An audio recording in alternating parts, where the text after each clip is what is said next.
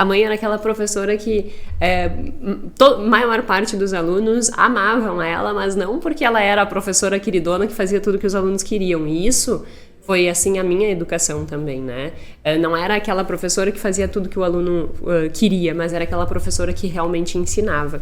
Então, dentro da sala de aula, assim, quais eram as coisas que tu chegava numa turma e que tu não deixava de falar no primeiro dia de aula, por exemplo? Porque eu acho que serve de lição para que a gente pense assim, nossa, isso aqui foi valoroso, né? E isso aqui pode ser um ensinamento para a vida. Em primeiro lugar, eu quero dizer o seguinte, não todos me amavam, né? Porque nem dinheiro serve para todos, né?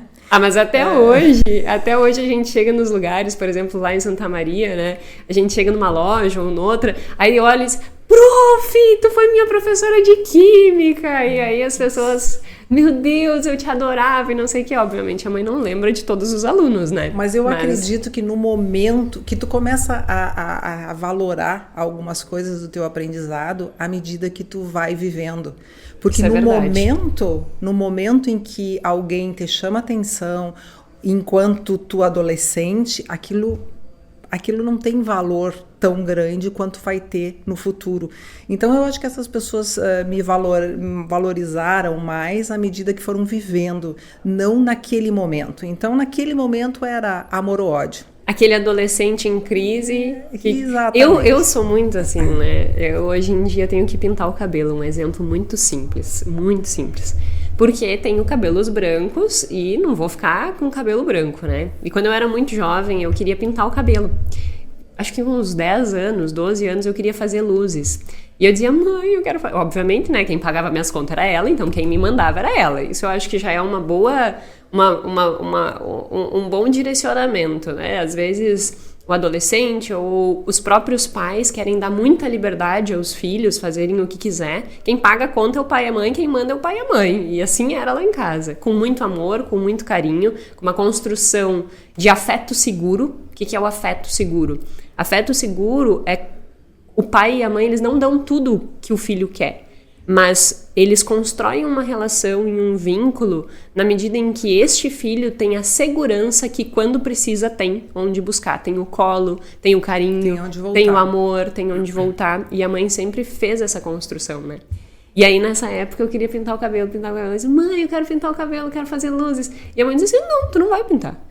Mãe, eu quero muito pintar, tu não vai pintar, vai chegar um dia em que tu não vai mais ter escolha. Enquanto você tiver a oportunidade de ter os teus cabelos naturais, você vai manter os seus cabelos naturais. E aí hoje em dia, cada vez que eu vou pintar o cabelo, eu penso, ai, minha mãe tinha tanta razão. Eu acho que é bem isso, né? Assim, quando nós somos adolescentes ou estamos aprendendo alguma coisa, nós criamos falsas verdades que quem já é mais velho, no caso os nossos pais, estão tentando nos dar aquele ensinamento e nós somos resistentes. Se nós fôssemos menos resistentes, se eu tivesse sido menos resistente a alguns ensinamentos que tu tinha para me dar, acho que eu tinha sofrido menos na vida. Mas eu acho que é assim mesmo o correr da vida, o caminho da vida, porque na verdade a gente tem tempo para tudo. Tempo para semente desabrochar, tempo para planta crescer, tempo para a flor abrir. E isso não acontece antes, acontece sempre no tempo correto, né? Uhum. E tu me perguntaste antes o que era no primeiro dia de aula. Eu lembro que eu contava uma história para eles, talvez eles não entendessem no momento, mas eu contava uma história de uma família muito antiga, que quando comia um peixe, eles cortavam a cabeça e o rabo do peixe. Então, era tradicional aquilo, o peixe ir para a mesa sem cabeça e sem rabo. E isso foi se perpetuando em toda a história daquela família, e depois de muitos anos, continuava o peixe ir para a mesa sem cabeça e sem rabo. Até que uma pessoa nessa família resolveu questionar aquela conduta. Por que não comer o rabo e o... Por que não assar o peixe com o rabo? Por que não assar o peixe com o rabo e com a cabeça? E aí então alguém foi descobrindo isso e descobriram que a forma era muito pequena. Por isso não cabia o peixe inteiro. Isso de gerações passadas. Gerações passadas, a forma era muito pequena, então não cabia o peixe inteiro. Então, naquela época, eles cortavam a cabeça e foi perpetuando aquela história durante uma vida inteira, sem ninguém nunca se questionar o porquê daquele hábito. Então, eu sempre contava essa história para exemplificar que, na verdade, é importantíssimo a gente questionar, que o questionamento é a coisa mais importante, que não haveria respostas se não houvesse questionamento. Então, o questionamento é fundamental na vida das pessoas. Elas precisam questionarem, até porque só com questionamento as coisas vão mudando e vão se aperfeiçoando. Então, essa história, eu tinha até esquecido disso, mas agora tu lembraste isso, eu me lembro. Era uma história que eu contava sempre. Era no primeiro dia de aula. No primeiro dia de aula eu sempre contava essa história.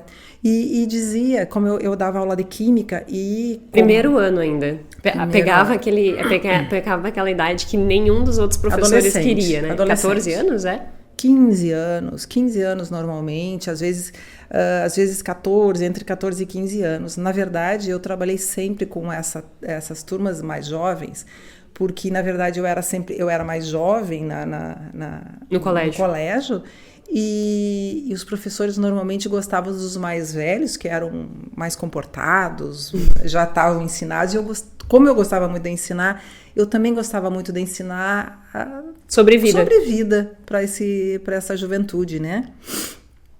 Enfim, esse era uma das histórias que eu contava sempre no começo da aula, no início das turmas que eu dava aula.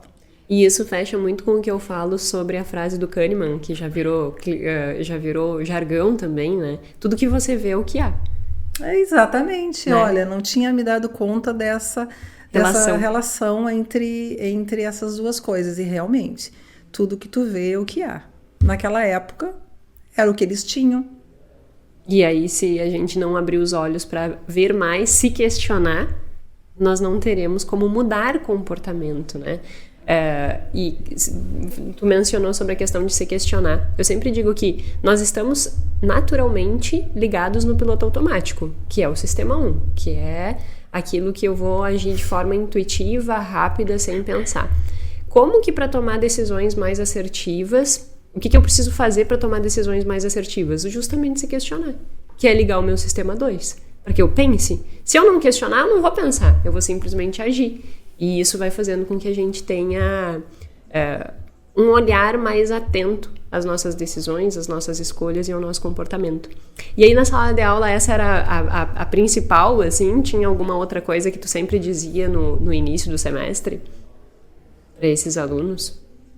A outra coisa que eu falava sempre era que, como eu sempre dei, eu dava aula para várias classes sociais, porque eu dei aula para aulas em colégios particulares, em vários colégios particulares, dava aula para o estado, então o perfil do aluno era muito diferente.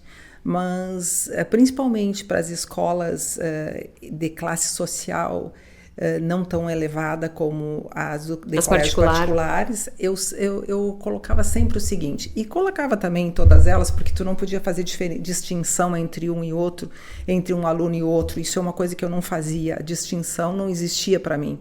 Eu ensinava igual para todos, sempre ensinei igual para todos.